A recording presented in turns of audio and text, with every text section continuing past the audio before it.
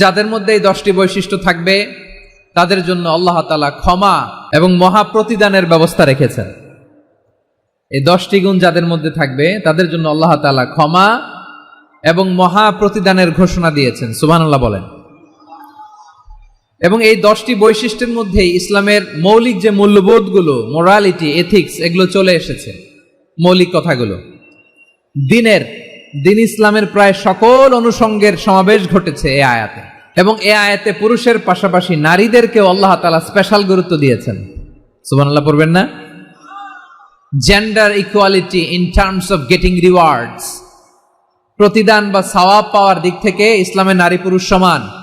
অনেকে বলে ইসলাম নারীদেরকে ঠকিয়েছে, নারী পুরুষ নাকি সমান না।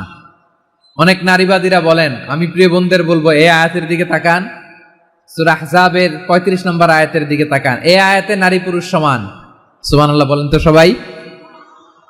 Gender equality in terms of getting reward, নেক কাজ করলে সওয়াব পাওয়ার ক্ষেত্রে পুরুষ যেমন নারীও তেমন। আল্লাহু আকবার। দান করলে পুরুষের যেমন সওয়াব নারীরও তেমন সওয়াব।